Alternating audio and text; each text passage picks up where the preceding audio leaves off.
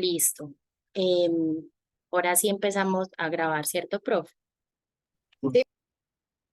Sí, bueno. Mi nombre es Daniela Hidalgo, soy estudiante de acá del pregrado de Pedagogía de la Universidad de Antioquia. Em, Hace 2 o 3 años estoy en sexto nivel aproximadamente. Tengo el gusto de en esta ocasión presentarles el inicio de esta clase que es Antropología de la Pedagogía junto al docente que nos va a acompañar en la sesión y la estrategia pues que queremos presentar nueva hoy en la universidad que se presenta como también un aporte al programa de pedagogía que junto a los estudiantes y a los docentes, pues queremos darle como más visibilidad y ampliar el relacionamiento que tiene nuestro pregrado a nivel nacional e internacional, buscando el reconocimiento de lo que hemos venido construyendo en la Universidad de Antioquia desde el pregrado de pedagogía y también que nos permita pues apropiarnos y liderar espacios como estos virtuales y presenciales también, pero siempre espacios académicos que nos den como un mejor posicionamiento.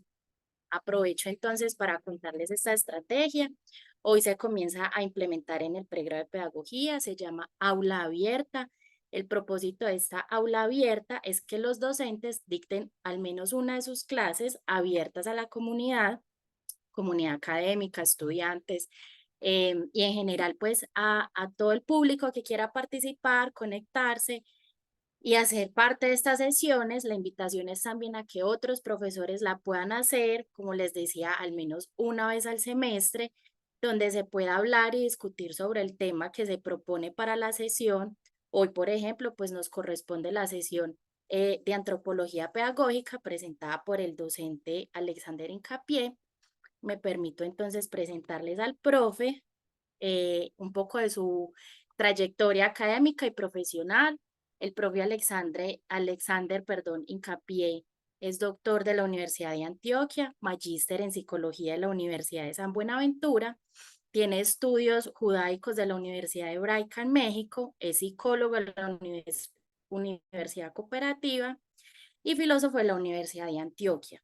Su estancia doctoral fue en la Universidad Nacional de México. Su tesis obtuvo la mayor calificación summa cum laude.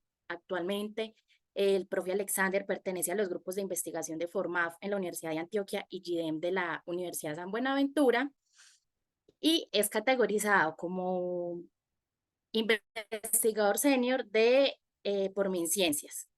Ha colaborado en la creación del doctorado de la Universidad Católica de Oriente y el doctorado en Ciencias de la Educación de la San Buenaventura. Tiene amplias publicaciones como investigador en Pedagogía y en Ciencias de la Educación. Y me parece importante resaltar su última publicación, que es el libro de Pedagogía Anómala de la editorial Aula Humanidades, y pues resaltarles que actualmente es docente de la Universidad de Antioquia y de la San Buenaventura. Bienvenidos entonces a todos a esta sesión, Antropología de la Pedagogía. Bienvenido, profesor Alexander. Le cedo entonces el uso de la palabra. Cualquier información de pronto que necesiten, pueden escribir al pregrado de Pedagogía de la Universidad de Antioquia. Se los voy a dejar por aquí por el chat. Y bueno, bienvenido, profe, bienvenidos a todos. Eh, Muchas gracias, Daniela. Buenas tardes para todos y todas. Les agradezco mucho eh, que me den la oportunidad hoy de tener esta clase abierta. Yo creo que todos sabemos que en este momento, eh, digamos, el país está en una situación de marchas denominadas cívicas y en esa medida, pues, perdón, en esa medida creo que eh, eh, el poder estar acá en este momento y que tengamos la oportunidad de compartir, pues siempre es ventaja. Creo que incluso ya en la Universidad de Antioquia declararon suspensión de actividades académicas. Eh, Como Daniela les comentaba, esta es una estrategia nueva que se comienza a implementar desde el pregrado en pedagogía y es Y es realmente una invitación para que los profesores y las profesoras que hacemos parte del pregrado tengamos una clase abierta, como contaba Daniela, a toda la comunidad educativa y a la comunidad en general. Perdón. Em, es una clase, pues no, la modalidad no es tanto conferencia, sino que es una clase. A lo mejor eso a veces se parece más, se parece menos, pero digamos que la idea es conservar como la estructura de una clase. Yo comienzo entonces eh, compartiendo, compartiendo pantalla y les voy a ir mostrando en la medida que avancemos cuál es como, cómo es, cuál es la estructura de lo que vamos a presentar el día de hoy. El orden de la sesión o el orden de la clase es el siguiente. Un primer punto que denominamos muy breve, que denominamos conducta de entrada, la torre del olvido. Un segundo momento que denominamos recapitulación. Tercer momento, eh, denominado Bildung como concepto pedagógico a finales del siglo XVIII y comienzos del siglo XIX. Un cuarto punto que es Bildung como modalidad de diferenciación social y un quinto punto que denominamos Bildung como emancipación y bueno, nos despedimos. Es ambicioso, digamos, lo que necesitamos tratar en estas menos de 2 horas, pero bueno, vamos a tratar eh, de avanzar. Eh, por qué la torre del olvido? ¿Qué es esto de la torre del olvido? Ah, ¿O a qué alude es esto que denominamos la torre del olvido? Hay una rabina, y sí, como me están oyendo, es una rabina y no un rabino. La rabina Silvina Chemen, que es una rabina que ha abogado bastante por los derechos de las mujeres y por el derecho también de las minorías sexuales. Ella dice que la Biblia registra, la Biblia o la Torá más bien, el texto judío. Ella dice, la rabina dice que la Torá registra dos, digamos, dos acontecimientos y dos hechos de una envergadura teológica gigante. Uno es el diluvio universal y dos, la destrucción de la Torre de Babel.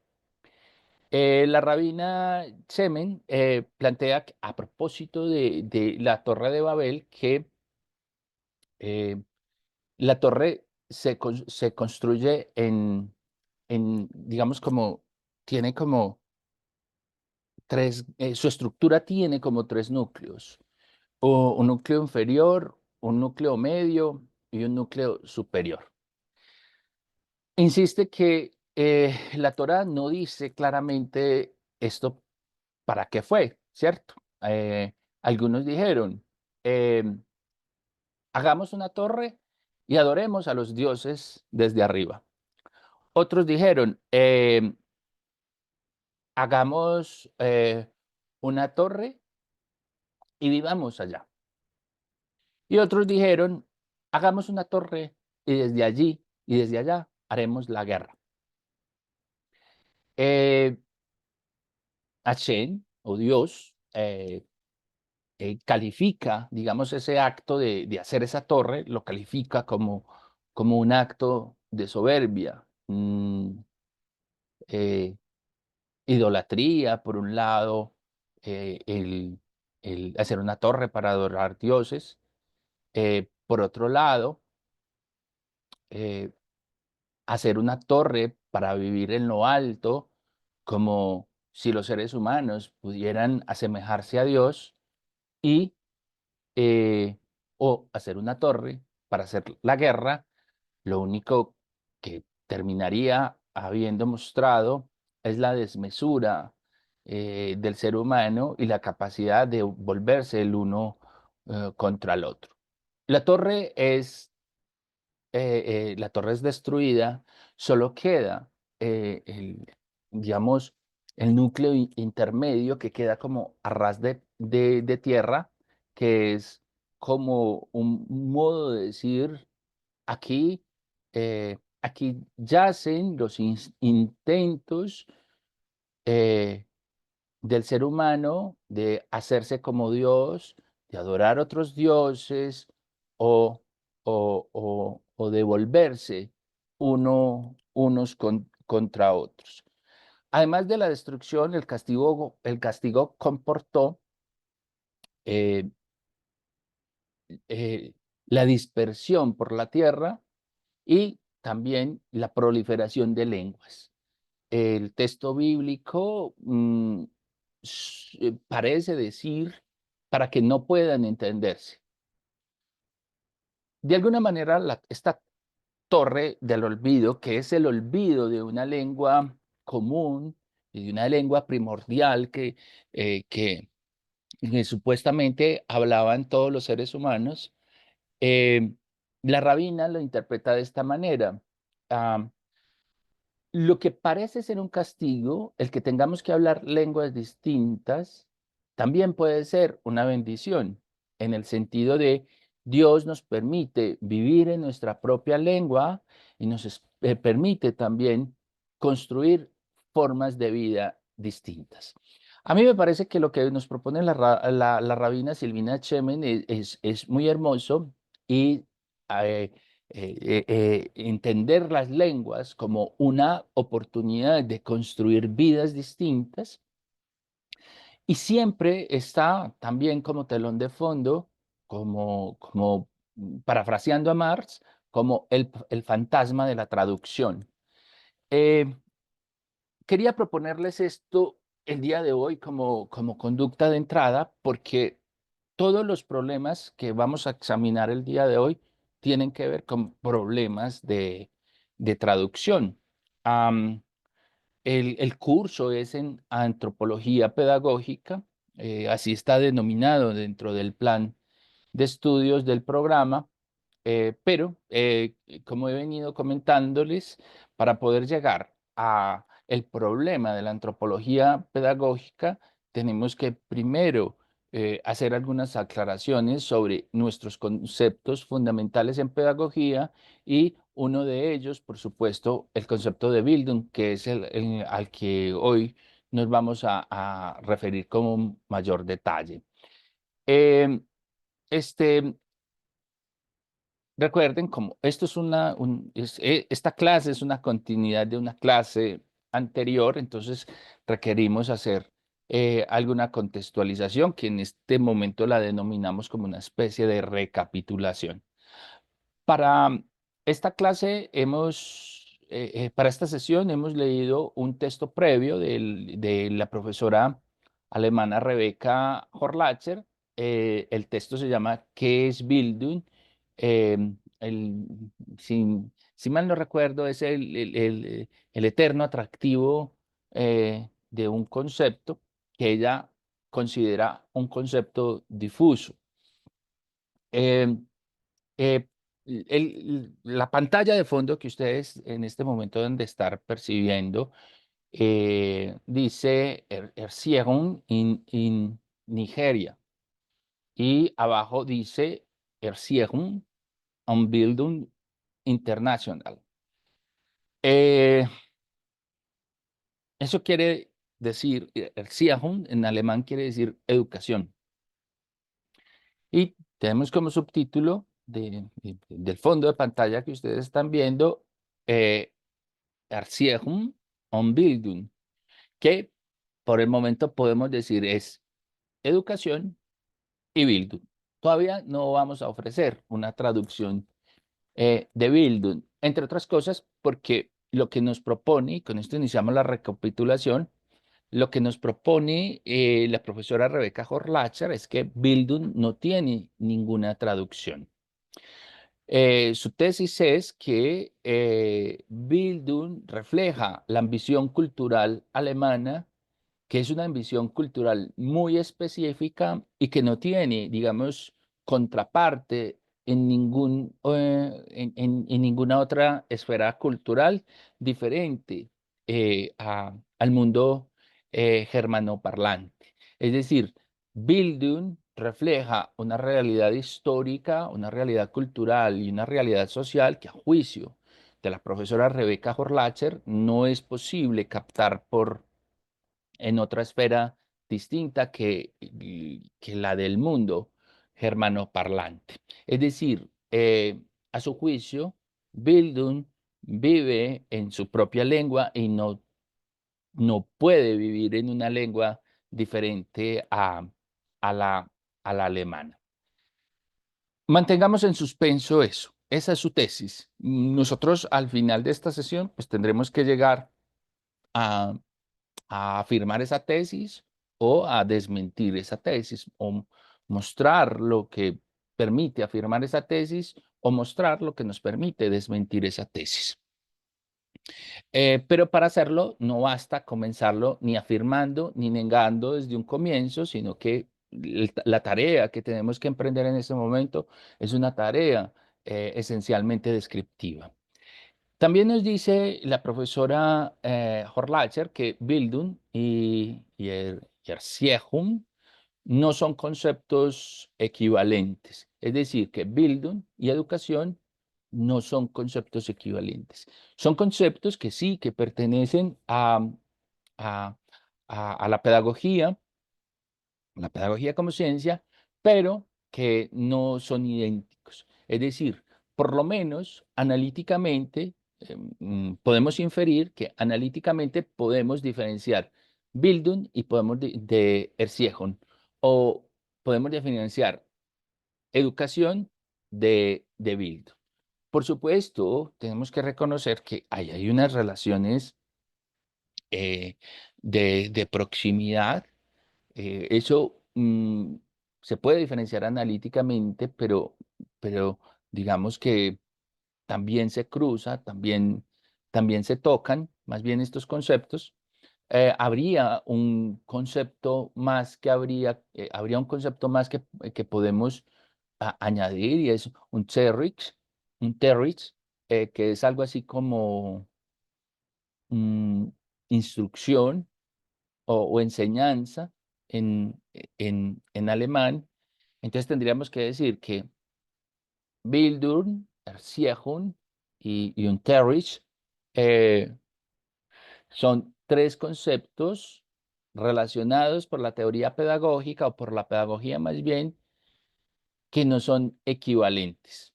Es decir, que no son lo mismo. Bildung, educación e instrucción no son lo mismo.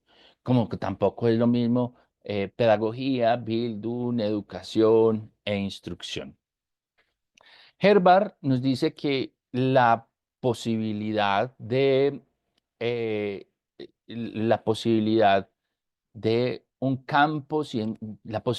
que un campo científico pueda avanzar es que éste sea capaz de crear sus propios conceptos. Y él mismo acuña un concepto muy importante para nosotros en pedagogía, que es el concepto de Bill Sankey.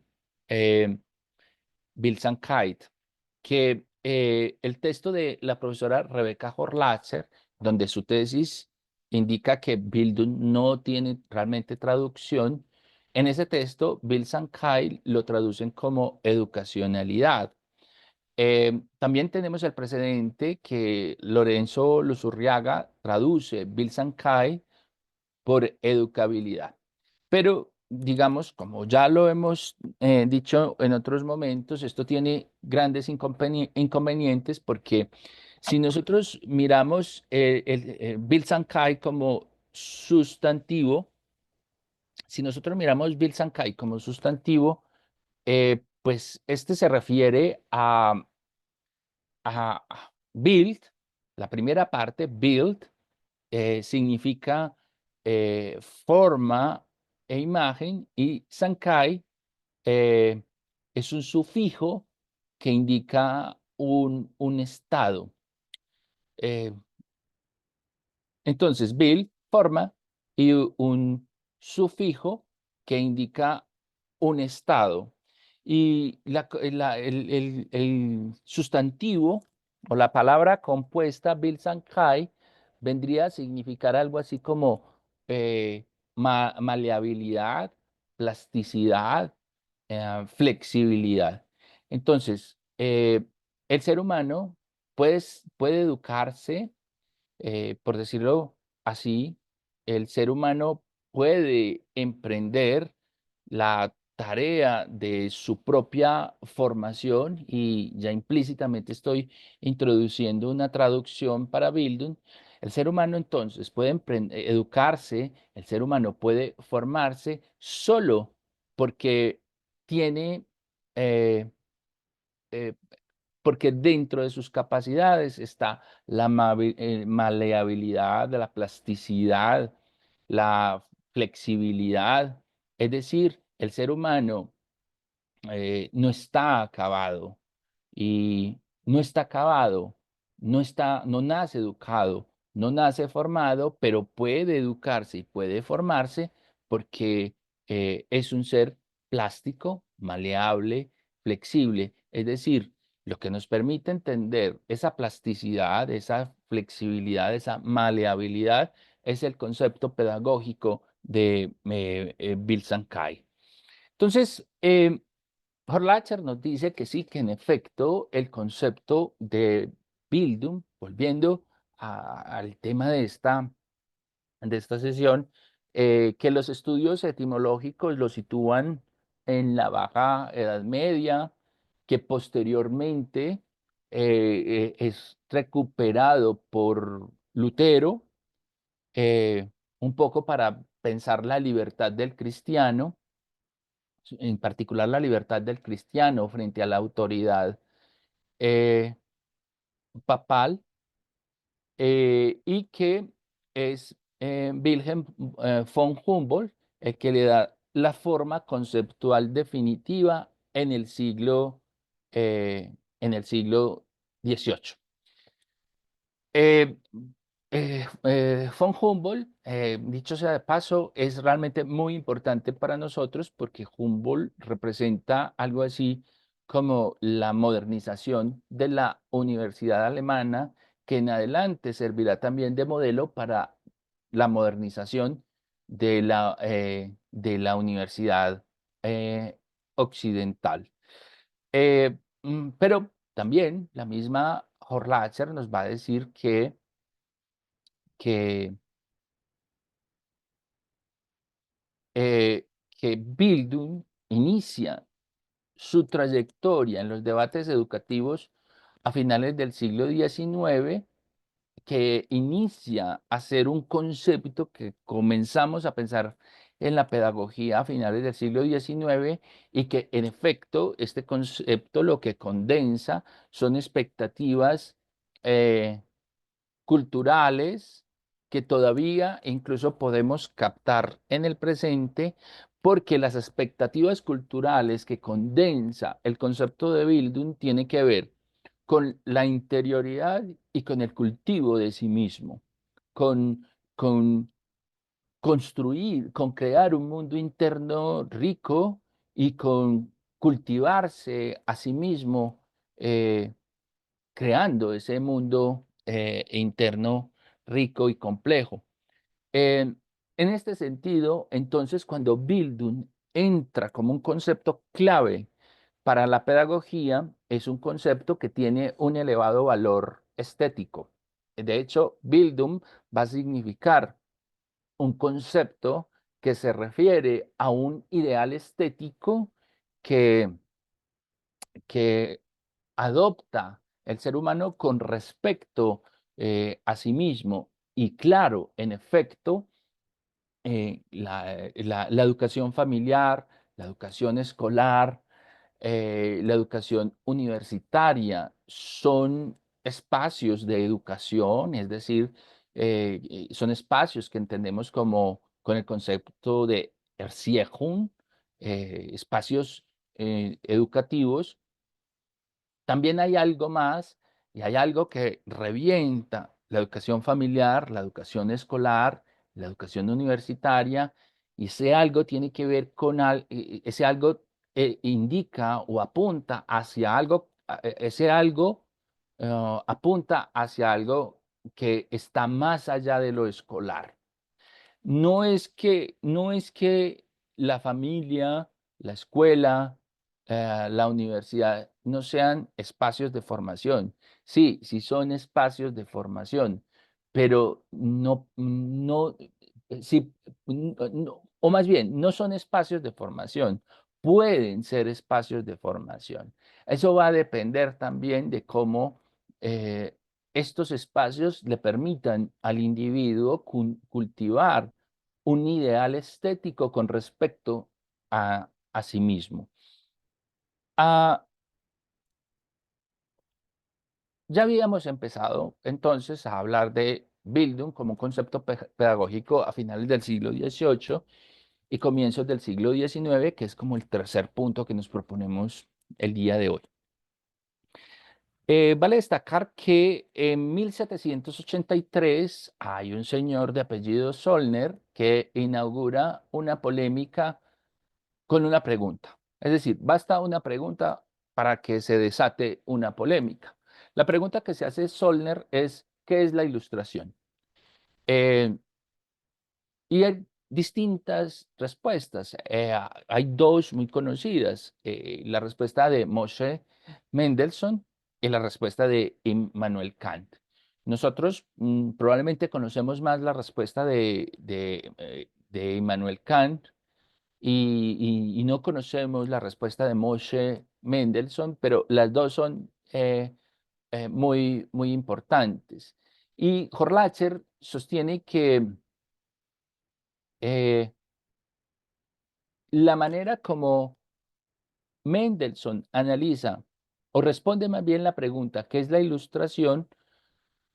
Refleja que a finales del siglo XVIII hay conceptos como Kultur, eh, Aufklärung y Bildung.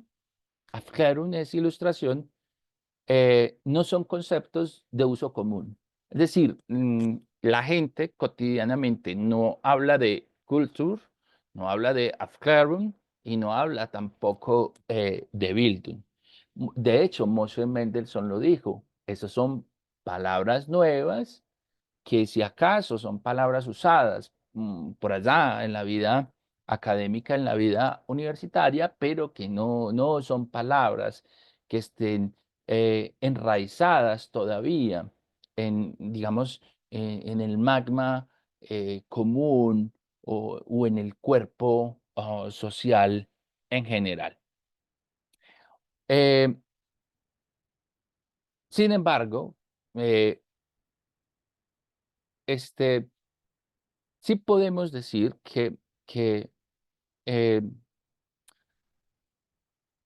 el pietismo, que fue uno de los movimientos de reforma, de la reforma protestante, como reacción al catolicismo y al poder del Papa, eh, el pietismo es un movimiento religioso muy importante que marca una especie de transición hacia la ilustración, porque el pietismo lo que reclama es la libertad de conciencia, la posibilidad de cada uno erigirse como en juez de sus acciones, en particular en juez de sus acciones morales, y también reclama que la relación con Dios ya no sea una relación mediada. Ni por el poder papal, ni por el poder sacerdotal, sino que sea una relación directa entre el ser humano y Dios. Si usted saca eso del contexto teológico y lo pone en un contexto secular, es una manera de decir los seres humanos debemos hacernos dueños de nosotros mismos. Nosotros, los seres humanos, debemos hacernos capaces de darnos a nosotros mismos las normas, de darnos a nosotros mismos las leyes y regirnos a partir de nuestros propios principios morales, que no son principios morales, por ejemplo, que cada uno se inventa, sino que son principios que cada uno y cada una es capaz de deducir, porque todos los seres humanos, independientemente de su sexo, independientemente de su procedencia cultural independientemente de su origen étnico, eh, es capaz de razonar, es capaz de hacer un ejercicio, un ejercicio racional.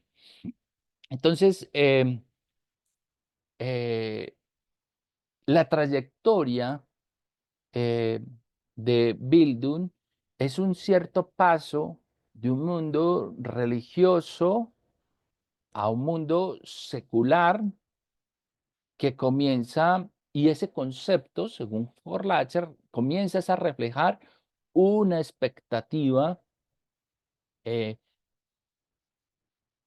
Ella no lo dice así, no dice que inédita, pero sí una expectativa que es muy propia del mundo alemán, una expectativa que muy probablemente solo el mundo alemán comprende. Eh, Sin embargo, y esto es muy importante, sin embargo, Horlatzer da, digamos, los elementos para nosotros cuestionar si en efecto no podemos traducir Bildung y si en efecto aquello a lo que se refiere Bildung no tiene, digamos, no tiene condiciones de posibilidad de ser representado en ningún espacio geocultural o geopolítico o geolingüístico diferente al germano. Eh, ¿Por qué? ¿Por qué digo yo que la misma Horlacher ofrece los elementos para dudar de su tesis? Ella dice que, por ejemplo, la trayectoria de la palabra bilden, que significa formado, y de la palabra Bildung, que todavía no hemos traducido oficialmente, comienza como concepto pedagógico, comienza una trayectoria en la filosofía británica, en la filosofía en Inglaterra. ¿Por qué? Por la recuperación que en Inglaterra se hacen, por ejemplo, de las ideas de Platón, eh, por el impulso que la filosofía de Platón significa a la búsqueda de ideas universales, como por ejemplo la idea de la belleza, la idea de lo bueno, la idea del conocimiento, porque la filosofía de Platón, por ejemplo, hace coincidir lo bello con lo bueno y la necesidad de que lo bello y lo bueno sean objeto de una reflexión filosófica, es decir, sea una búsqueda incesante de conocimiento. Y entonces Horlatzer nos dice que hay una figura clave en Inglaterra que va a contribuir con el desarrollo del concepto de Bildung en Alemania. Y esta figura es un autor que a lo mejor alguno o alguna de ustedes habrán oído en algún momento. Este autor es Shaftesbury. En Shaftesbury tiene una especie, he perdido el título del libro. De pronto me voy acordando mientras vamos avanzando, pero Shaftesbury inicia ese libro diciendo, es un libro muy crítico con los maestros en particular y un libro muy crítico con los consejeros. Y él lo que está señalando es que, mire, la gente que da consejos y también la voluntad de los maestros por enseñar cosas, Shaftesbury las pone en entredicho y dice que es en realidad un impulso por sentirse superior a quien enseñan o superior a quien aconsejan. Es una manera de decirle a los otros, mire, yo sé esto que ustedes no saben, o hazlo como yo lo haría, porque solo como yo lo haría está bien. Y entonces Shaftesbury acusa a los maestros y a los consejeros de estar más interesados en ellos mismos que en aquellas personas a las que se dirigen. Y entonces lo que él busca fomentar en su lector es que su lector se haga cargo a sí mismo de como de un proceso de autocreación, como de un proceso de constituirse a sí mismo. Lo que Shaftesbury está buscando de sus lectores es que cada uno ah, eh, se tome a sí mismo como el objeto de una experiencia que otros no pueden recorrer, que otros no pueden indicar y que, porque es tan singular que, que nadie puede hacerlo por otro. Nadie puede, puede que usted se acompañe de otros, pero nadie va a recorrer ese trabajo, nadie va a hacer por usted el trabajo de autocreación. Y entonces, en la traducción alemana nos dice Horlacher de 1738, en la traducción alemana del libro de Shaftesbury, eh, se traduce lo que él está hablando como imagen, pues buscar una imagen para uno mismo, darse un estilo, autocrearse, constituirse a sí mismo. Horlacher dice que cuando el libro de Shaftesbury lo traducen al alemán, eso que indica Shaftesbury lo traducen como bilden, ¿cierto? Formado, y como Bildung, como autocreación, autoconstitución, en fin. Y entonces, lo que estoy tratando de señalar es que hay algo que ya suena extraño en el argumento de Horlacher, y yo creo que esta sesión es importante porque Horlacher es probablemente de las últimas lecturas que hacemos sobre el concepto de formación, perdón, el concepto de Bildung en castellano. Pues decir, hoy por hoy hablar de Bildung significa la necesidad de referirse a Rebecca Horlacher porque es una de las fuentes disponibles que tenemos en castellano. Pero aquí ya está pasando algo extraño, porque si la tesis es que Bildung lo que refleja son las expectativas culturales de Alemania y que esas expectativas culturales son tan propias, son tan singulares que solo puede captarse en ese horizonte histórico cultural y solo en ese horizonte lingüístico, entonces uno se pregunta, pero Bildung es, por lo menos en su apropiación secular, una prolongación de algo que ya estaba pasando en Inglaterra y era un llamado a constituirse a sí mismo, a darse a la tarea por uno mismo de tomarse como objeto de su propia realización. Y entonces uno dice, bueno, entonces sí hay otros horizontes histórico-culturales que puedan captar qué es y cuáles son esas expectativas culturales de Alemania que Horlacher indica que no tienen representación en otro lado. Es decir, lo que estoy tratando de mostrar es que ah, la posición de Horlacher de que el concepto de Bildung no puede traducirse, se cae en el momento, no puede traducirse porque refleja una expectativa cultural muy singular, se cae, esa hipótesis se cae en el momento en que para entender esa expectativa cultural de qué está compuesta, habría, para configurarse ese concepto como un concepto secular, habría tenido que mirar la tradición filosófica alemana en la tradición filosófica británica.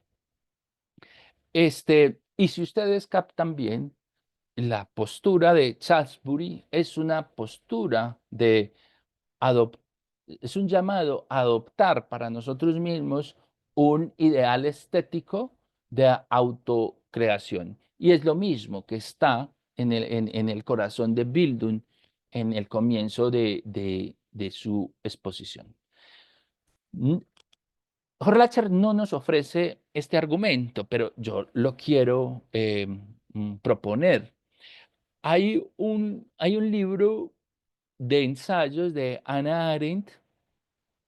Ese libro de ensayos, ustedes lo encuentran con el título de Más allá de la filosofía, escrito sobre cultura, arte y literatura. Por allá, finalizando el libro, Arendt hace una reseña de un libro que se llama La aparición del principio alemán de Bildung.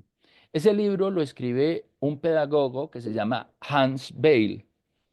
Hans Bale, yo creo que la biografía, mm, una breve reseña de su biografía cuenta, Arendt no la ofrece en su reseña, pero Hans Bale nace por allá en 1898 y nace con una, nace con una discapacidad física que incluso le impide a temprana edad integrarse eh, a, a los estudios con otros niños eh, de su edad.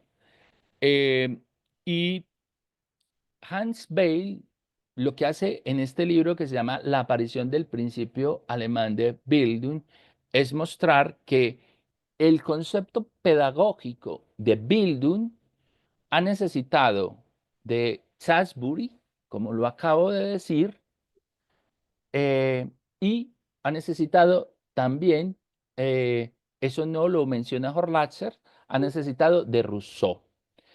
¿Por qué de Rousseau? ¿Qué es lo que, y esto no es especulación para las personas que me están oyendo, no es especulación porque de hecho Herder ha reconocido el valor que ha tenido para su propio trabajo la obra de Shaftesbury y la obra de Rousseau, las meditaciones, por ejemplo, sobre sí mismo que hace Rousseau. Y esto lo podemos encontrar en el libro de Herder, el libro se llama así, Diarios. Y en ese libro, Herder nos va a contar, insisto, la importancia que tiene Shaftesbury y la importancia que tiene Rousseau para su propio desarrollo. ¿Qué es lo que hace ¿Qué es lo que hace Herder? Y esto también resulta clave, que no es teoría, pero que tiene que ver con la teoría. Herder se siente un poco como hastiado, se siente un poco asfixiado de la Alemania de su época y emprende un viaje por Europa.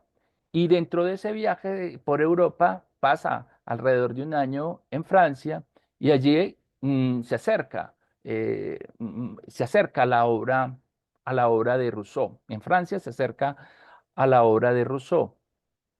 Y digamos, esa crítica de sí mismo que emprende Rousseau, esa crítica de lo que hace la sociedad con nosotros que emprende Rousseau, esa búsqueda de autenticidad en la que está embarcado Rousseau, le permite a Herder traducir eso, más lo que lee en Shaftesbury como Bildung.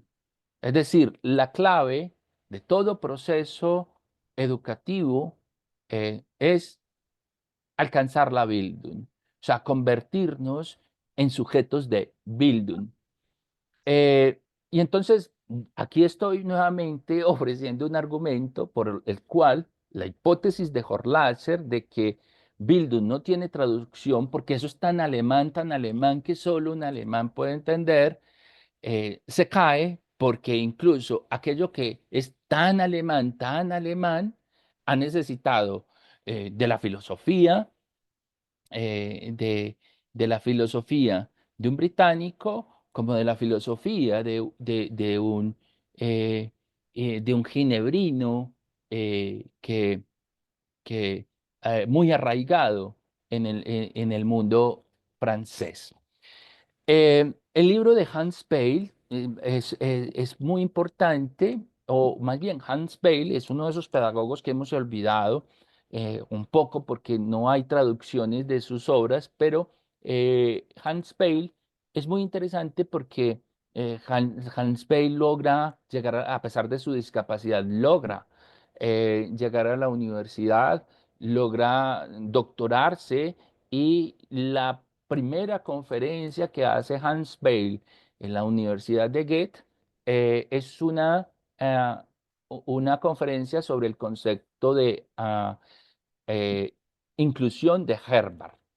Eh, y, y esto no lo dice no lo encuentran ustedes, lo que estoy diciendo no lo encuentran ustedes ni en Horlacher ni en Arendt, pero lo estoy diciendo porque nosotros creemos, por ejemplo, que los problemas de la inclusión educativa son problemas recientes. En el caso colombiano, casi que nos gustaría poder reducir los problemas de la inclusión, como los problemas de la inclusión los comenzamos a pensar a partir de 1991 con la Constitución, pero, digamos, la pregunta pedagógica por la inclusión, otra cosa será la prescripción política de que la Constitución reconozca la necesidad de la inclusión, eso será otra cosa, o las constituciones, pero la pregunta pedagógica por la inclusión es una pregunta del siglo XIX realmente. Y en el caso de Hans Peil, ubica esa pregunta por la inclusión en el concepto harvardiano eh, eh, ein- ein- ein- Einfagung, creo que se pronuncia así, y es inclusión de lo que está hablando. Eh,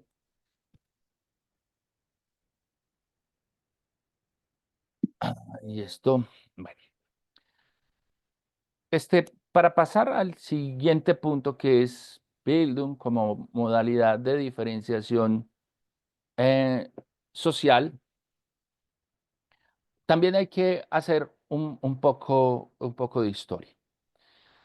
Ah, por extraño que nos parezca a nosotros, en el siglo XIX, Alemania se considera un país atrasado. Sobre todo, el atraso alemán o el atraso de Alemania es un atraso político. Eh, y por contraste, Francia es la nación de los avances políticos, es la nación de la civilización, es la nación de los derechos, es la nación que recupera para el mundo moderno occidental la idea de democracia, es la nación de las huelgas, es la nación de las protestas, incluso es la nación de la revolución. Y en Alemania, por extraño, insisto que parezca, en Alemania al parecer no ha pasado nada. O sea, Alemania sigue siendo un país casi que semifeudal, con unas fuertes estructuras tradicionales donde los lugares sociales entre unas personas y otras son lugares básicamente fijos, por eso hablamos de una estructura semifeudal, donde escasamente las ideas democráticas han podido hacer su trabajo, excepto, eh, excepto en lo que parece ser que Alemania no es atrasado, excepto es en el mundo de la filosofía y en el mundo de la poesía.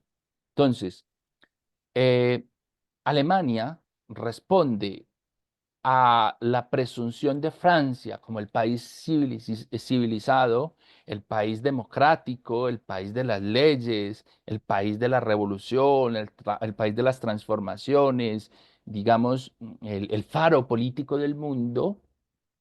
Alemania responde diciendo, bueno, Francia es la nación civilizada, pero la civilización es burda.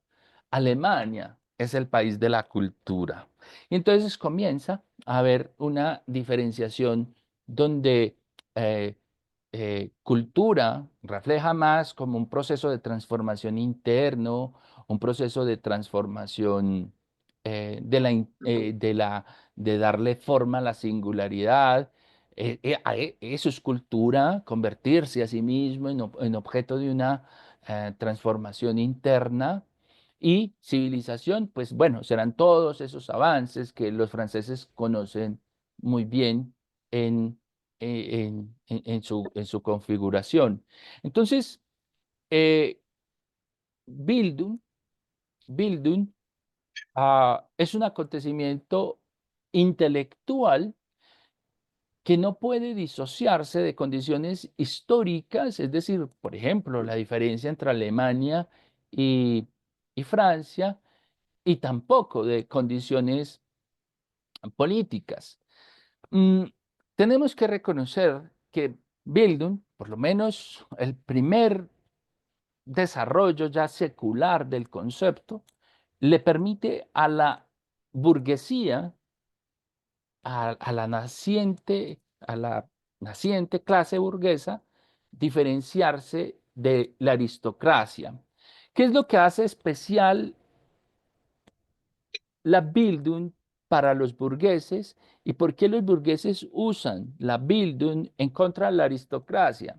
Que el aristócrata lo es por nacimiento. Es decir, si yo yo nací en una familia aristocrática, yo no tengo necesidad de hacer nada para ser parte de la realeza.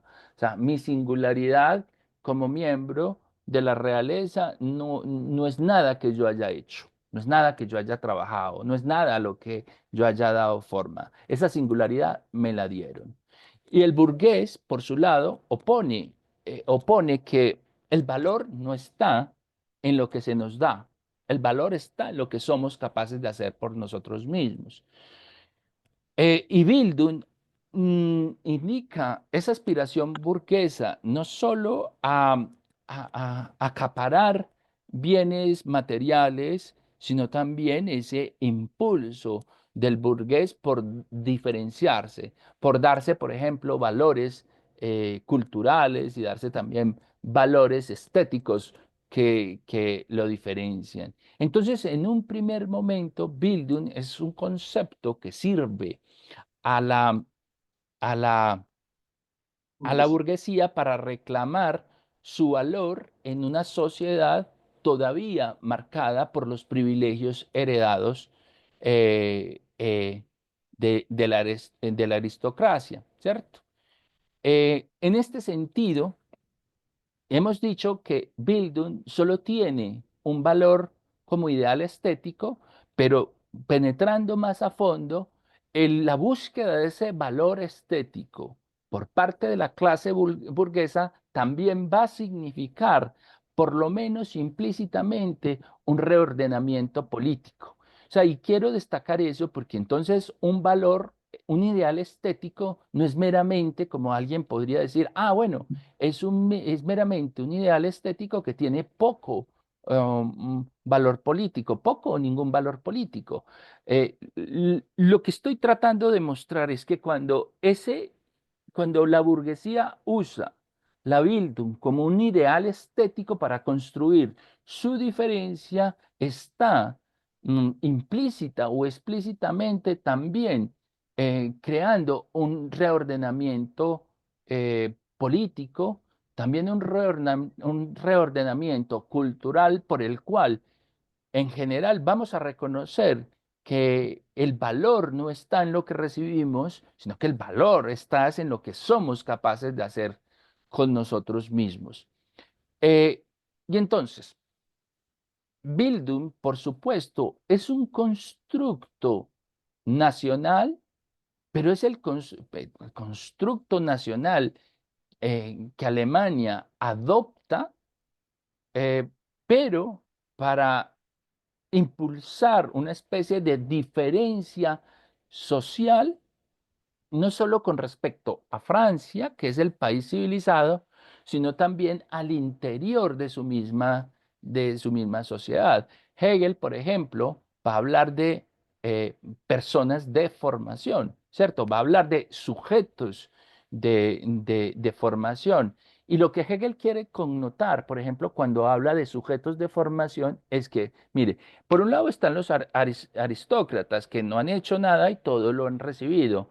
Y por el otro lado está cierta capa de la burguesía que se ha ocupado de producir bienes materiales, pero que a lo mejor se ha quedado produciendo bienes materiales y no ha sido capaz de avanzarse a sí mismo, adoptando también una postura estética con respecto a su propia vida. O sea, Hegel de alguna manera lo que va a decir es, necesitamos, digamos, esa, esa negatividad que supuso la burguesía con respecto a la aristocracia, pero no podemos quedarnos en esa negatividad que opuso la burguesía cuando fue capaz de crear más y más y más riqueza, sino que hay que, digamos, avanzar hacia una forma superior que es la forma de el sujeto formado, el sujeto de Bildung, es decir, es el que reconoce que uno no es porque nazca de determinada manera, pero uno no es tampoco porque se quede cultivando la búsqueda de bienes materiales, la búsqueda de posesiones, porque tiene que elevarse por encima del nacimiento y tiene que elevarse por encima eh, de las condiciones materiales. Y esa diferenciación es tanto social como pueblo y también es una diferenciación que cada uno de los integrantes de ese pueblo tiene que buscar eh, por cuenta propia. Entonces, lo que he dicho es, lo que he tratado de mostrar es que si reconocemos que es Herder el que introduce el concepto de Bildung para la pedagogía en Alemania, ese concepto ha viajado por toda Europa hasta poderse constituir eh, en un concepto con un contenido pedagógico y no solo con un contenido ah, teológico. Eh, este,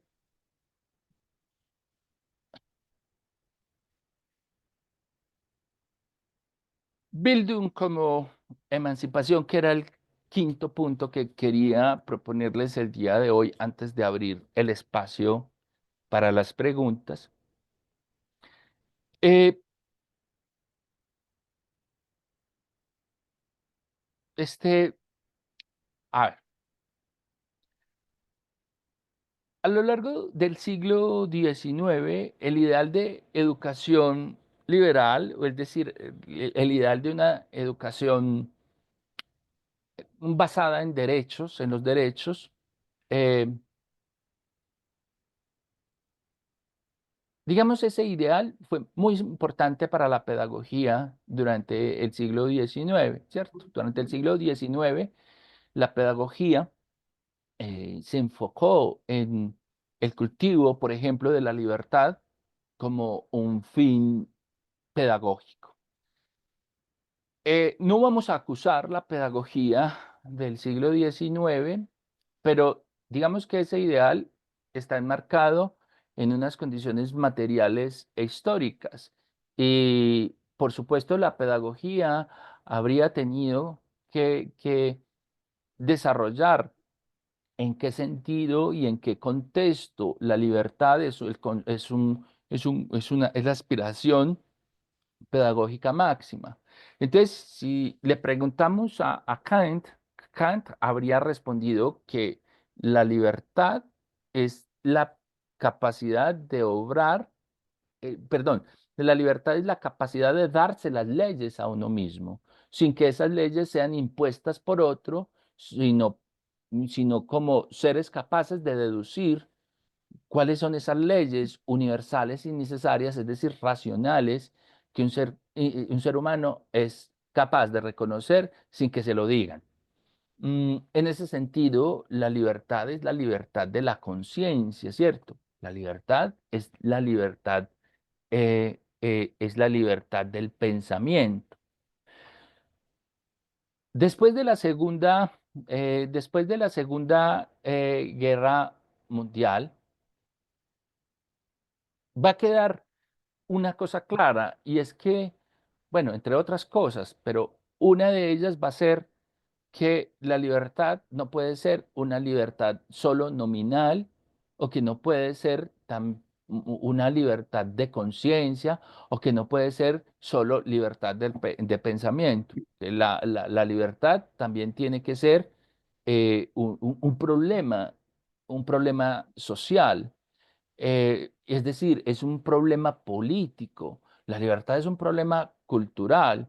Y entonces ese planteamiento del problema de la libertad ya no como un problema de la conciencia, como un problema del pensamiento y que, pues, yo sé que Kant no sería tan tosco como lo que voy a decir, pero como eso, sea libre usted en su conciencia, usted libre en su conciencia, usted libre en su pensamiento, porque usted siempre puede optar por el bien o porque usted no está obligado a pensar nada que se le imponga, a pesar de que usted esté amarrado, a pesar de que las condiciones, a pesar de que usted esté encadenado, a pesar de que las condiciones materiales y de existencia sean las que sean, usted puede ser libre. Esa idea de libertad que es muy propia del siglo XIX, del siglo XVIII, del siglo XIX, va a ser rechazada después de la Segunda Guerra Mundial.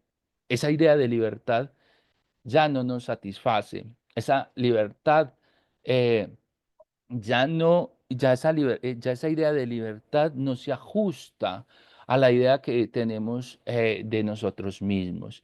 Y entonces, al cambiar la idea de libertad, que ya no es libertad de conciencia, que no es solo libertad de conciencia, libertad de pensamiento, sino que también es libertad para actuar, es decir, libertad política, va a exigir que Bildung se transforme abiertamente también en un concepto ya no solo estético, como en una primera instancia lo adoptó la pedagogía, sino también en un concepto político.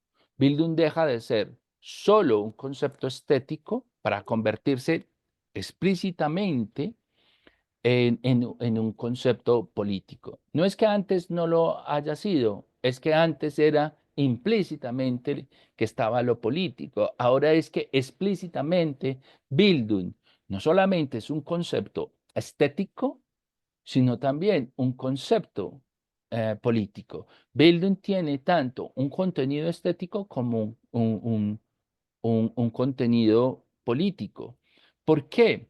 Porque el deseo de darse forma, el deseo de convertirse a sí mismo como en el objeto de la autocreación, de la autoconstitución, no solamente debe superar los obstáculos que uno mismo se pone en su proceso, sino que también debe superar los obstáculos de la educación familiar, debe superar los obstáculos de la educación escolar, debe superar los obstáculos de la educación universitaria. Por eso, eh, Horlacher va a reconocer muy bien que sea lo que sea Bildung, este concepto se refiere a algo que está más allá de la educación familiar y de algo que está más allá de la educación escolar, incluso más allá de la educación universitaria.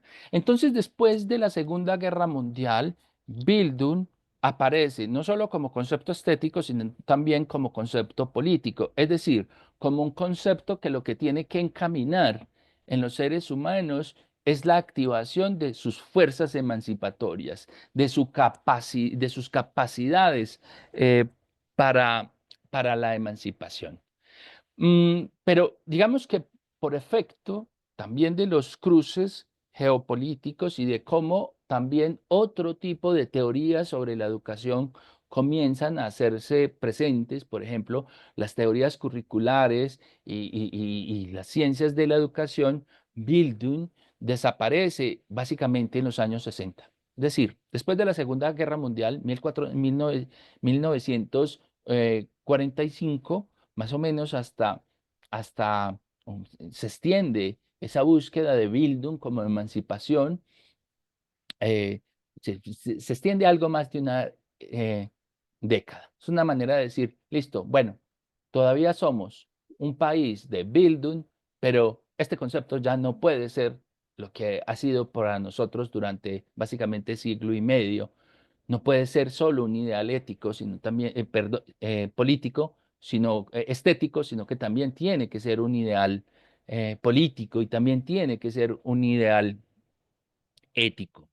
Sin embargo, Bildung comienza, se pierde en los años 60 y en los años 70 y comienza a reaparecer otra vez en, en los años 80 como una especie de recuperación para enfrentar los avances de la globalización. O sea, cuando la globalización al parecer amenazaba con diluir todas las diferencias entre los pueblos, con convertirnos culturalmente en una misma cosa, eh, las teorías pedagógicas alemanas vuelven y recuperan el concepto de Bildung para, vuelven y recuperan el concepto de Bildung para, eh, para enfrentar los embates de la globalización, para decir, bueno, un momentico.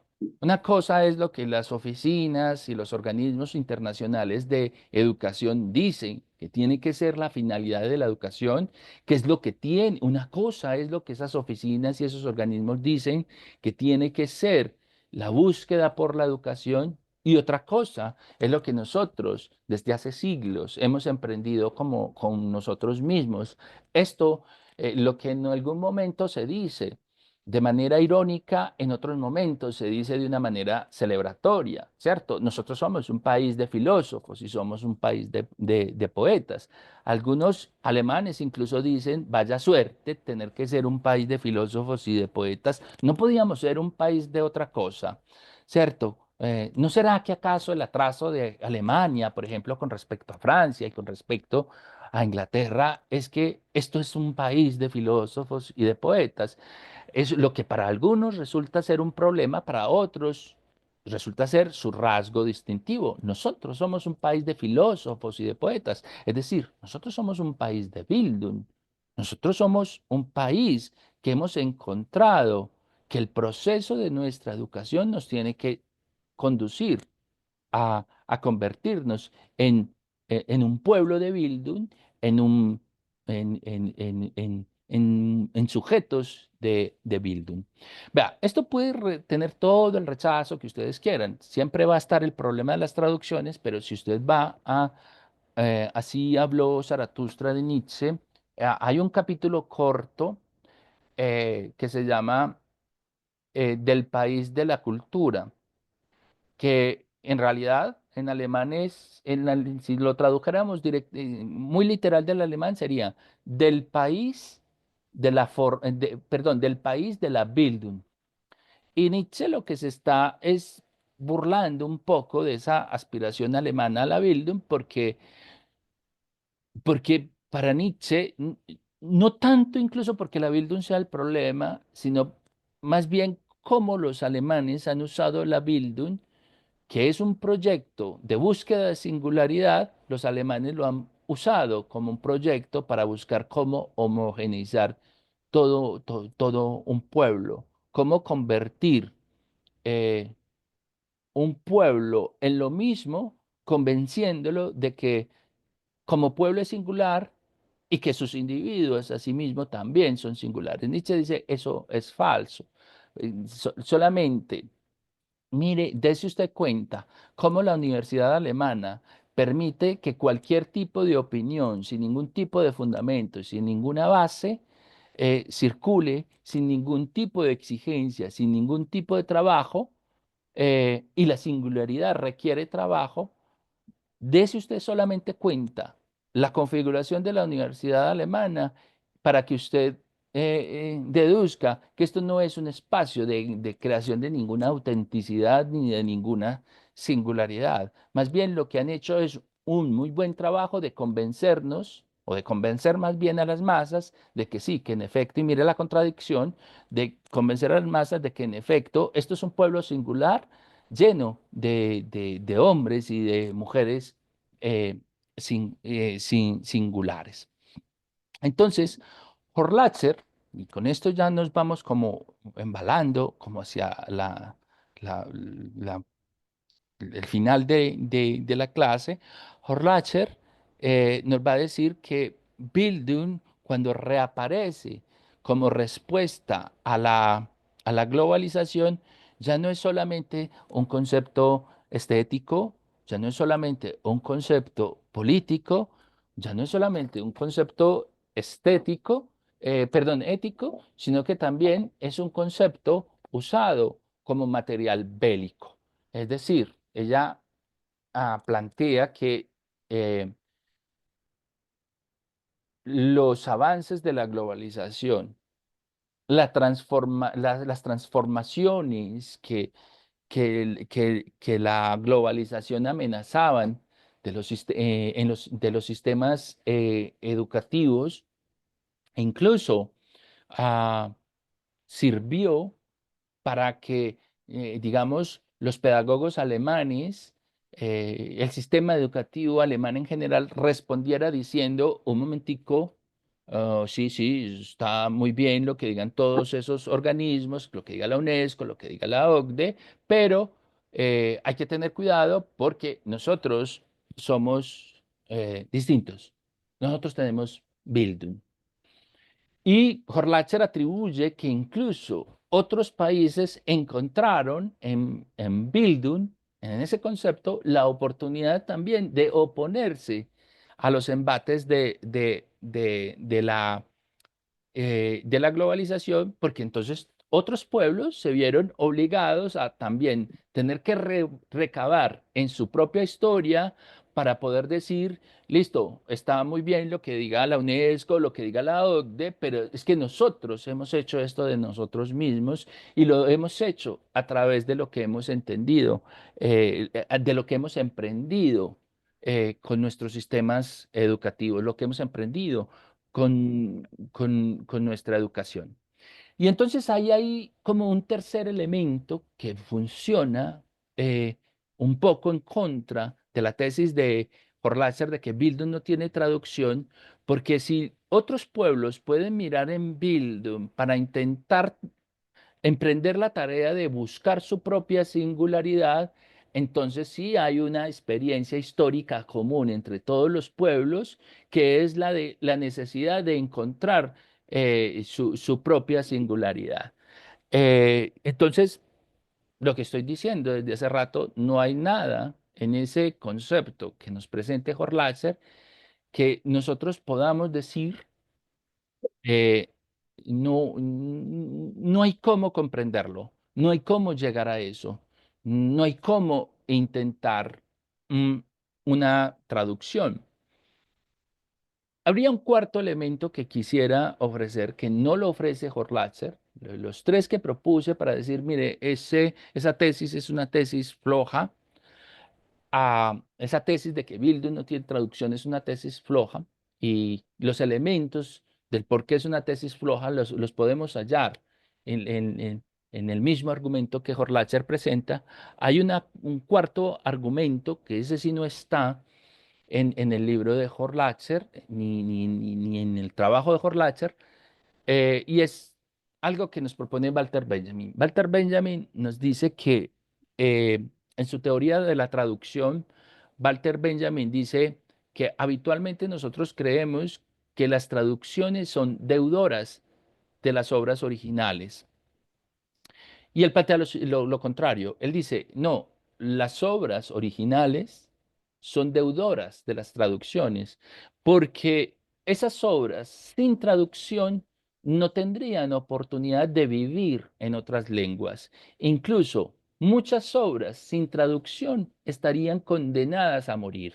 Y lo que las preserva en su existencia es justamente la traducción. Es decir, la traducción insufla una, un hálito de vida a las obras.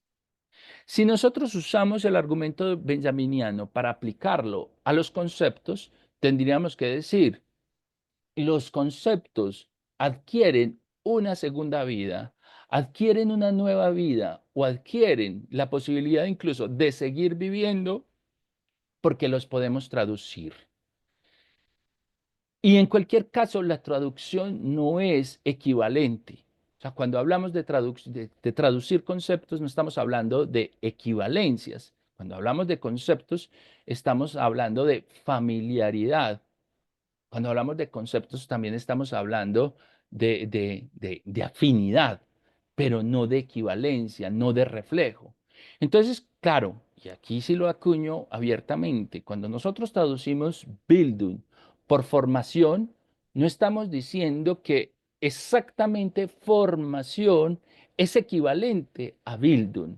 Estamos diciendo que formación lo que indica es una afinidad con un concepto que se produce en otra lengua, por lo menos que se dibuja en un primer momento en otra lengua, pero que el contenido al que alude ese concepto lo podemos nosotros reconocer por afinidad en la traducción que estamos ofreciendo como formación.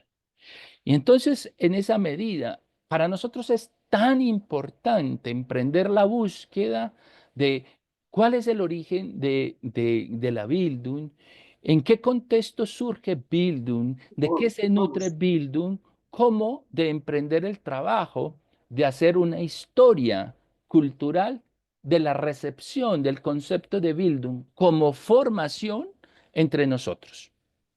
Es decir, el trabajo que por supuesto no vamos a hacer en esta clase hoy es que, listo, podemos reconstruir el concepto de Bildung en su procedencia, ¿cierto? Que eso viajó por toda Europa, eso hubo que leer a Chatsbury, hubo que leer a Rousseau, Herder tuvo que tener una especie de crisis personal y necesitar salir de Alemania y viajar para Europa para regresar renovado y plantearnos qué es lo que podría ser la finalidad de la educación o una de sus finalidades.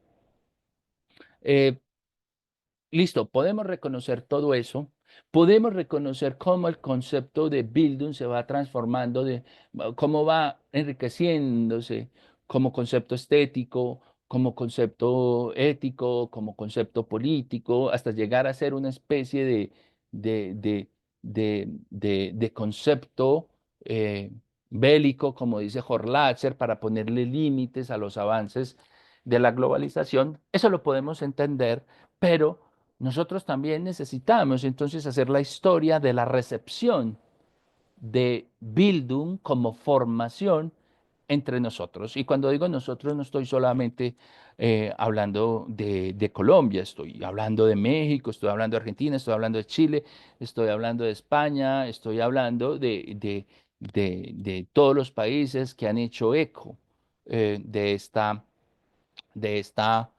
traducción. Eh, Todo cuenta, ¿cierto? Y las imágenes cuentan. Y les decía en un comienzo que el fantasma de la traducción siempre está acechando y es un fantasma que nosotros no podemos descuidar.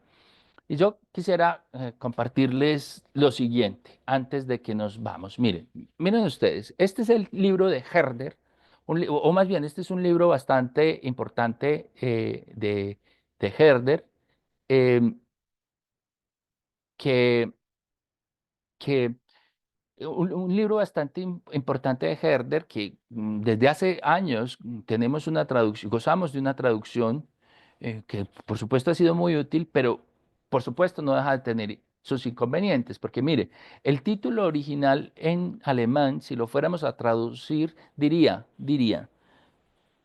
em, el título diría básicamente otra filosofía de la historia para la formación de la humanidad. Y nosotros en español disponemos del libro como Filosofía de la Historia para la Educación de la Humanidad. Recuerden que arranqué diciendo que Erziehung y Bildung no aluden a lo mismo, no son equivalentes, pueden tocarse, pueden estar relacionados dentro de las teorías pedagógicas, pero no son lo mismo. Y miren ustedes, entonces, en alemán, el libro de Herder es otra filosofía de la historia para la Bildung de la humanidad, es decir, ya aceptamos la traducción como formación de la humanidad y la traducción que tenemos nos dice filosofía de la historia para la educación de la humanidad. Entonces, claro, siempre que leemos una traducción, tenemos que leer con sospecha y tenemos que hacer indagaciones para tratar de verificar si aquello que nos están ofreciendo como traducción es la mejor traducción. Y para cerrar, pues antes de pasar a lo que sería el espacio de preguntas, miren ustedes, esto es muy curioso. Ustedes ven al lado derecho un libro en alemán, ¿cierto? Si uno va, si uno busca una traducción para ese libro en alemán, sería, tendría por título en español, sería Pedagogía Negra. Y a su lado izquierdo tienen un libro que dice Pedagogía Feminista Negra. Y uno puede decir, están hablando de lo mismo. O sea, es decir, el libro en alemán, que es un libro de los años 70, se titula Pedagogía Negra, y el libro que ustedes tienen en la mano izquierda es un libro eh, reciente, eh, Pedagogía Feminista Negra. Listo. No les voy a contar de qué va Pedagogía Feminista Negra. Les voy a contar un poco de qué va Pedagogía Negra, el libro alemán. Mire, lo que esta autora hace en este libro, Pedagogía Negra, es una crítica de la educación. Y eh, ella lo que analiza es cómo a partir de 1945, después de la Segunda Guerra Mundial, en Alemania comienzan a formarse como unas especies de hospicios para niños huérfanos, niños abandonados, niños en situación de calle, niños descuidados por su núcleo familiar, etcétera, etcétera. Entonces ya dice, miles y miles de niños fueron llevados a estos auspicios. Y años después, lo que se supo que pasaba en esos hospicios era que los niños eran obligados a trabajar, que los niños no necesariamente tenían mejores condiciones en esos hospicios que en sus supuestos hogares abandónicos. A lo mejor no estaban mejor en esos hospicios que en la calle, que esa, esa búsqueda por educarlos, pues, pues también era una búsqueda muy deficiente, muy deficitaria, eh, que en realidad lo que hay en Alemania después de 1945 con estos hospicios es una historia muy oscura de violencia hacia los niños y hacia las niñas en nombre de la educación.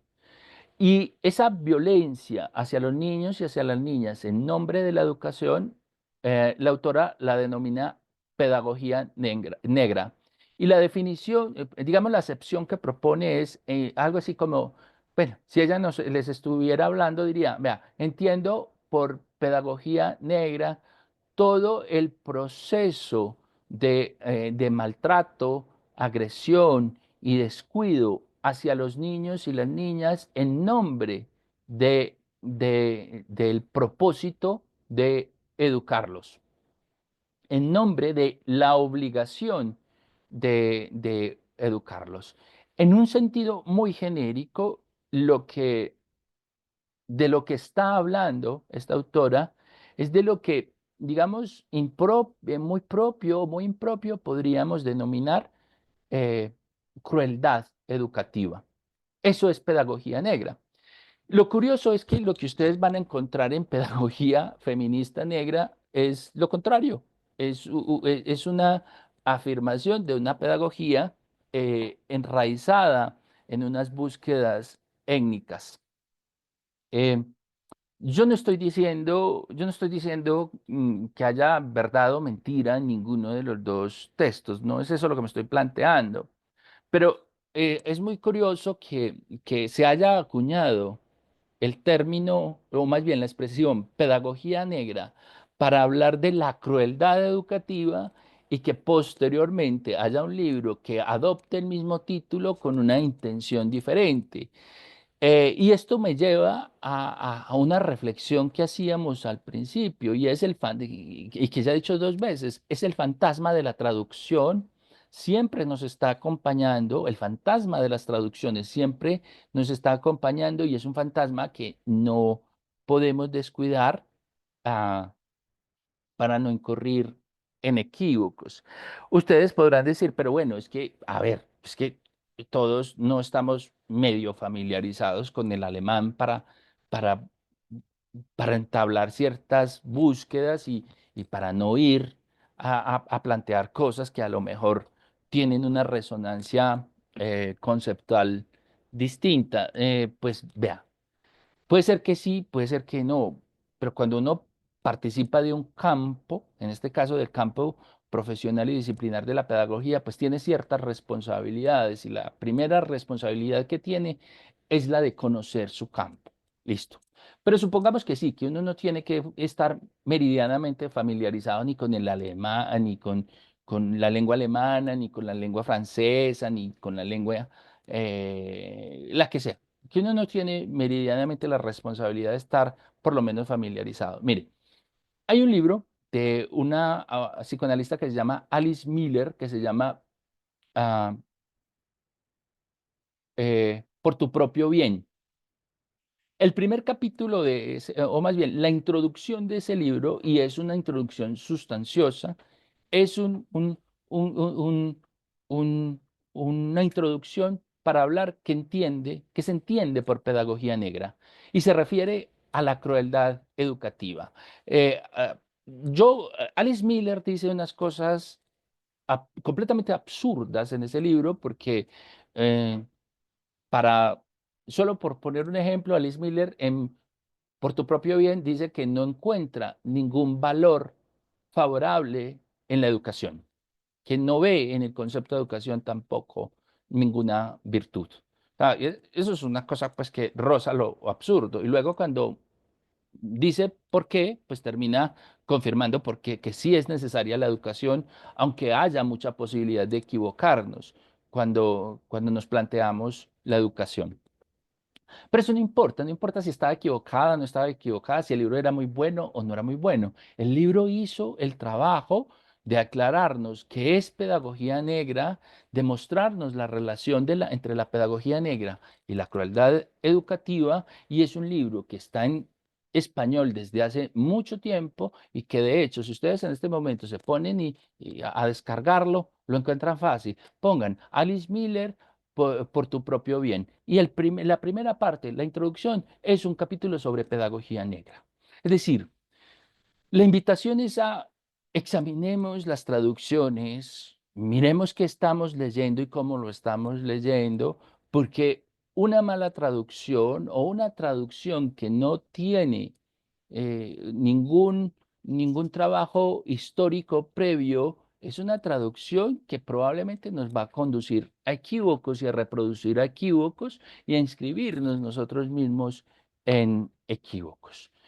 Bueno, yo dejo hasta ahí mi presentación el día de hoy. Abrimos el espacio entonces eh, para, para las preguntas y ya verlas, eh, o solicitud de aclaraciones, en fin. Laura, adelante. Bueno, buenas tardes, profesor Alexander. Muchas gracias por esta presentación e introducción a la antropología pedagógica por vía de ese concepto Bildung. Eh, Profesor, yo le voy a expresar como la inquietud que desde hace 2 años, más o menos, tiempo que coincide con el acompañamiento que hago con el programa. Algo que me pone a cavilar, no pocas veces.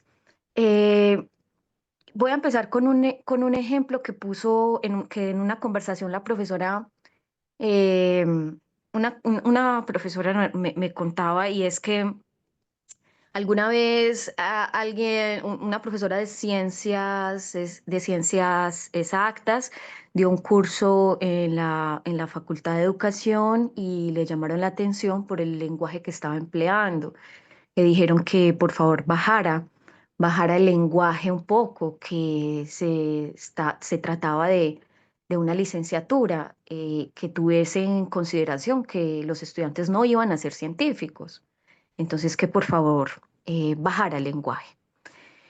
De manera análoga, en algún momento una colega me decía, a propósito de este concepto, literalmente me decía, eso fue creo que el año pasado o antepasado, finalizando.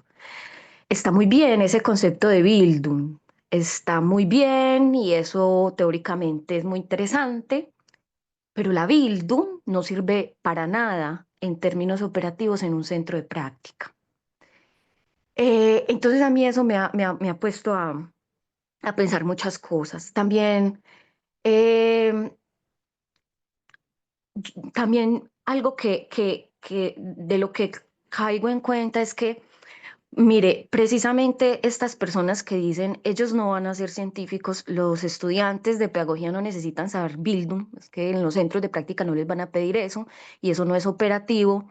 Justamente estas personas son las que producen acá intelectualmente sobre sus disciplinas específicas. Entonces, eso me hace pensar, ¿por qué una persona, un profesor, profesora profesional, que le gusta su disciplina, produce científicamente su disciplina, sabe de la importancia de los conceptos, porque si no, no pudiese publicar en revistas científicas indexadas, porque esa misma persona que parece valorar tanto una tradición, un campo y una disciplina, es la misma persona, la misma profesional o el mismo profesional que trata de transmitirle a sus estudiantes que no son importantes los conceptos, que no es importante las traducciones, pues a propósito de su conferencia, y además es que pues no van a ser científicos y para el caso de la pedagogía pues no todos se van a dedicar a la investigación, como para ponerse con estas,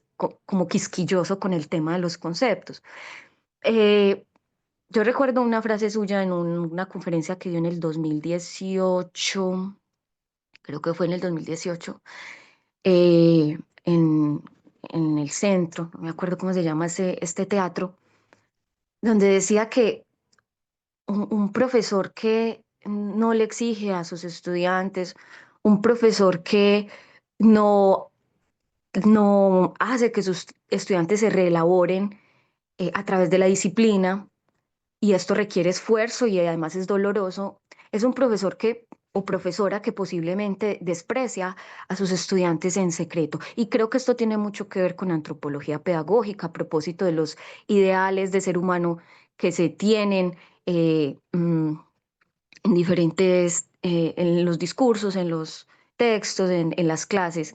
¿Qué tipo de ser humano imaginamos que son nuestros estudiantes, que partimos del hecho de que ellos no necesitan esta rigurosidad conceptual que usted nos ha presentado, porque posiblemente ellos ni van a llegar al Ministerio de Educación a hacer política pública, ni van a llegar a las secretarías, ni van a ser investigadores reconocidos en Colombia o fuera de Colombia, sino que van a ser pedagogos que van a estar de manera operativa en los centros de práctica haciendo lo que les pongan a hacer, ni van a ser científicos ni mucho menos, ¿cierto?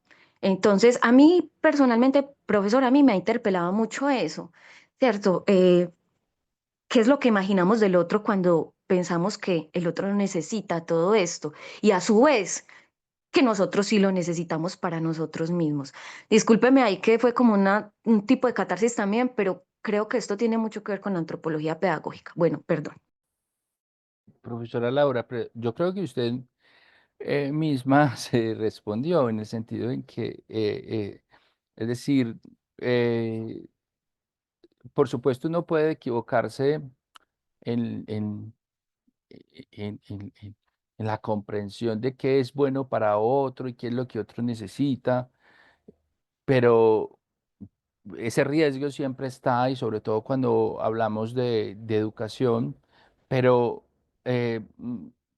pensar que este tipo de conocimiento es para determinadas personas, pero este otro conocimiento no, porque estas otras personas no lo van a necesitar. eh, mm, yo no sé si dije eso por allá en el 2018, pero pues, probablemente sí. Es una manera de segmentar a la gente, pero hacerlo con desprecio. Para unos sí y para otros no. Yo lo que considero es que las cosas son para que el que sea capaz de elaborarlas y quiera profundizarlas y quiera llevarlas hasta unos límites incluso no contemplados en el momento en que se plantean, en el momento que se están exponiendo. O sea, pues eso es lo primero que yo creo. O sea, eh, todo debería estar disponible para todos y para todas. Parece que hay un ejercicio de mucho desprecio cuando suponemos que hay cierto tipo de cosas que algunos deben saber porque están preparados para saberlo, pero hay cosas que otros no necesitan siquiera familiarizarse con ellas porque no las van a necesitar, es decir, como que no hacen parte de cuál grupo, del grupo de los elegidos, o qué.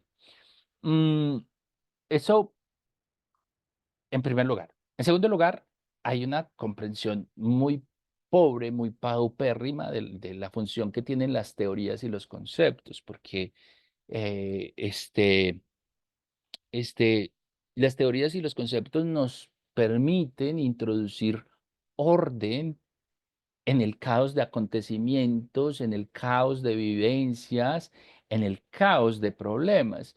Cuando a mí me llevan, cuando yo voy con, no sé, con 20 años a un centro de práctica, yo no, yo, pues, por supuesto, yo no voy a encontrar la educación, y tampoco voy a encontrar la perfectibilidad, y tampoco voy a encontrar la formabilidad, y por supuesto tampoco voy a encontrar la formación. Es que perfectibilidad, formación, educación, eh, etcétera, son conceptos que me permiten darle orden a un caos de vivencias y a un caos de acontecimientos. O sea, lo que me permite los conceptos es la posibilidad de nombrar cosas que si no tuvieran los conceptos no estaría en capacidad de nombrarlas. Entonces, que si los estudiantes o las estudiantes van a necesitar en los centros de práctica el concepto de Bildung,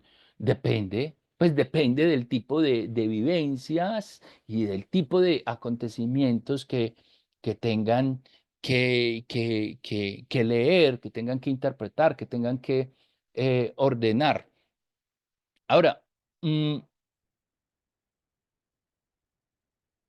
intentando una respuesta por otro lado, hay un texto muy conocido, pues bueno, por lo menos de nombre de un filósofo de la teoría crítica, Jürgen Habermas, que se llama Conocimiento e Interés, y él dice que, pues, que el conocimiento científico está orientado por intereses, eso no tiene ninguna novedad. Y nos habla de que hay un interés técnico, hay un interés práctico y hay un interés emancipatorio. Y va a decir que el interés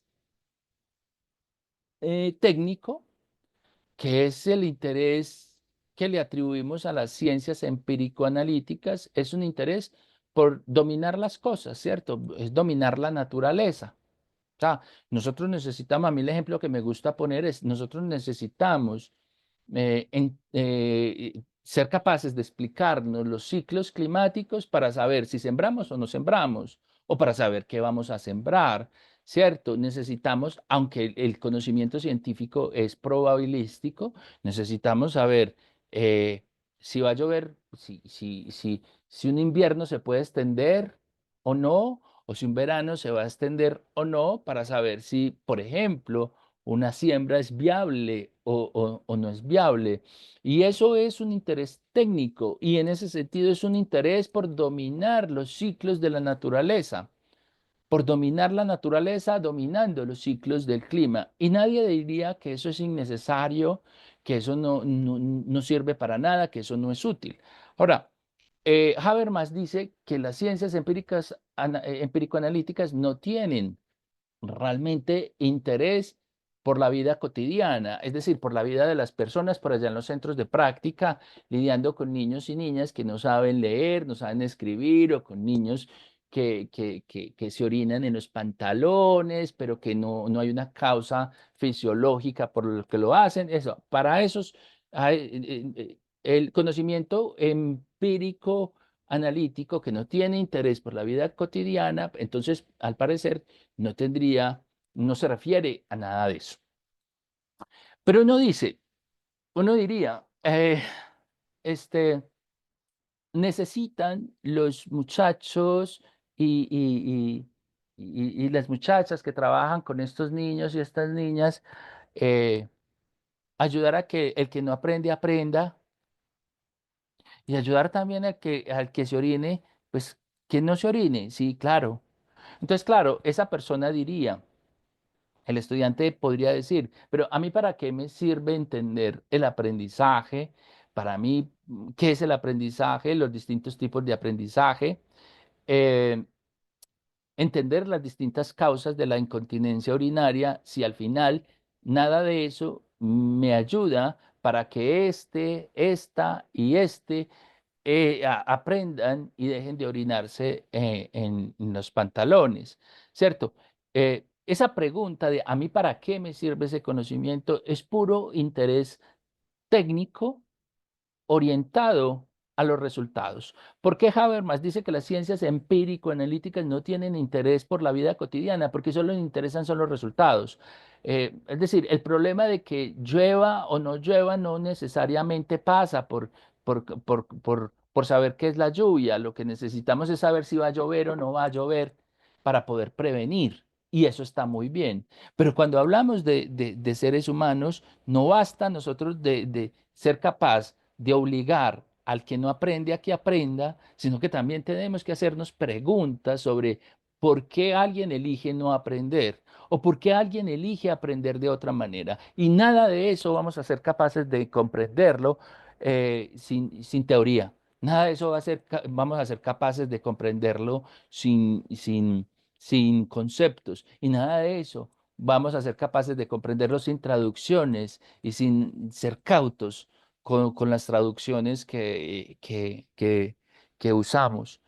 Am, es decir, am, lo que, lo que nos nos llama la atención ese trabajo que hacemos con la Bildung y traduciéndolo por formación al castellano, es mostrar que la educación tiene una finalidad distinta a las aspiraciones formales que puede tener una familia del proceso educativo de sus hijos, a las aspiraciones estatales que puede tener un país con respecto a la educación escolar, porque como que hay algo que trasciende todo eso y es también aquello que cada uno y cada una de nosotros y de nosotras podemos elegir. Es decir, no elegimos, a ver, no nos educamos porque hay una familia detrás exigiendo que lo hagamos, no nos educamos porque hay una sociedad que también nos exige educarnos, sino que nos educamos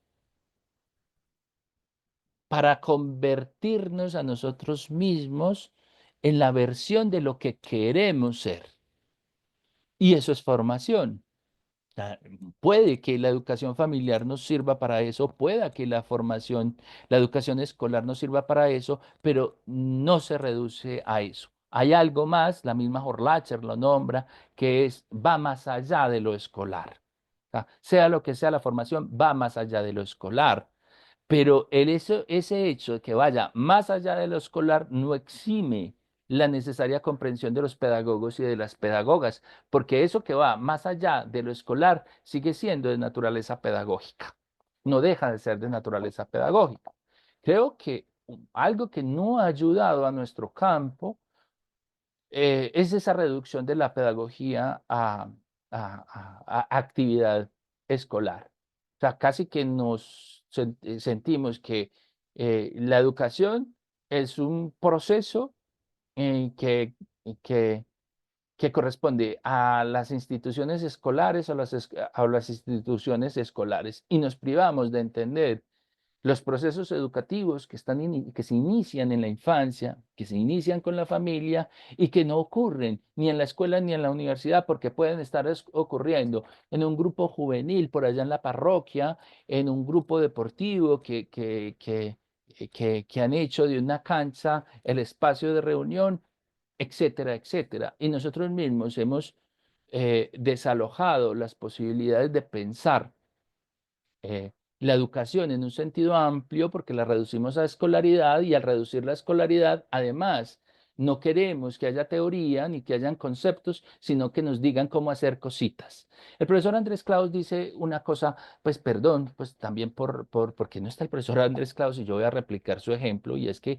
alguna vez en una de estas invitaciones que a veces formulan los sindicatos, algunos profesores universitarios para que vayan y hablen, después de que hizo su conferencia, algunos profesores como que lo interpelaron, y el contenido de la interpelación era esta, que es, pues es incluso graciosa, y es eh, algo así como: usted no se ha dado cuenta que está hablándole a maestros. Yo no sé si el profesor Andrés Claus haya sido capaz de decir o no lo que él me dijo a mí, y que yo no sé si fue que él lo pensó, quiso decírselo o se los dijo, pero lo que él me dice es como si la advertencia significara que tengo que hablarle a personas con capacidades reducidas. Usted no se ha dado cuenta que está hablando es con maestros. ¿Cómo? Si la advertencia señalara que está hablando con personas de capacidades reducidas. Pero uno se pregunta, o sea, ¿quién se para a reclamar que lo traten como una persona con capacidades reducidas? mm, lo podemos incluso, no podemos eximir la responsabilidad personal, pero yo sospecho, profesora Laura, que seguramente en su proceso de formación como maestro o maestra tuvo maestros y maestras que eximieron a esa persona de que se confrontara con la disciplina del texto, con la disciplina de la teoría, con la disciplina del concepto. Por supuesto, si usted no hace un trabajo con el texto, con las teorías y con los conceptos, pues el texto, las teorías y los conceptos no sirven para nada, no tienen ninguna utilidad. Pero quien trabaja con textos, con teorías y conceptos, sabe que el trabajo no es solo de lectura y relectura, sino que ese trabajo le va a permitir organizar el mundo de otra manera, por lo menos de una manera más compleja. Porque lo que abre la teoría, el texto, la teoría y los conceptos, es la posibilidad de ver de otra manera, de ver de una manera que no somos capaces de ver porque estamos metidos todo el tiempo en un mundo ordinario, un mundo cotidiano. Bueno, no sé si alguien, bueno, Laura, usted. No, es una manito de aplausos. Hay algo en el chat.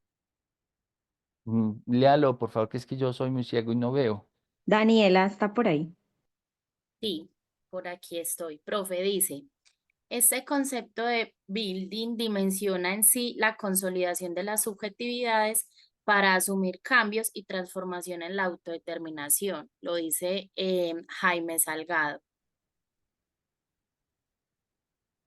Yo diría todo lo contrario. Bildung es casi que el proceso a partir del cual la subjetividad es deshecha para poder siempre estar en proceso de. Pero bueno, por eso son interesantes los conceptos, ¿cierto? Bildung no es la cristalización de la subjetividad. Bildung es justamente el proceso a partir del cual se deshace la de subjetividad para poder devenir siempre otra cosa. ¿Por qué? Porque es que la subjetividad es inmediata. A la subjetividad no reclama realmente ningún trabajo. Por supuesto, dependerá de en qué lugar usted está, o sea, cómo está leyendo usted la subjetividad, pero, mm, y claro, nosotros tenemos un curso que se llama eh, Formación y Constitución de Subjetividades. Estamos hablando que la subjetividad también se constituye, pero lo que se constituye deshaciendo realmente la subjetividad es la formación. La formación siempre significa ver de otro modo, no ver como siempre, no ver del mismo modo como lo hacemos en virtud de nuestra subjetividad. Pero bueno, esos son los asuntos interesantes y gruesos para discutir. Daniela, ya son las 4. Ah, Le agradecemos pues a todas las personas que se conectaron, a los estudiantes del curso, a las personas que por primera vez nos visitan en con esta estrategia y que en adelante pues yo espero también tener la oportunidad de asistir a las aulas abiertas de otros profesores y profesoras. Y así es, gracias a todos por participar, por estar en este espacio. Recordarles pues la invitación a que cuando conozcan que va a haber un aula abierta, se unan y participen. A todos muchas gracias y muy feliz tarde, profe Alexander. También muchas gracias a usted por su presentación. Placer siempre Daniela, escucharlos. nuevamente muchas gracias para todos y todas. Que estén muy bien. Alexander, ¿le puedes dar stop a la grabación? Que creo que eres el host.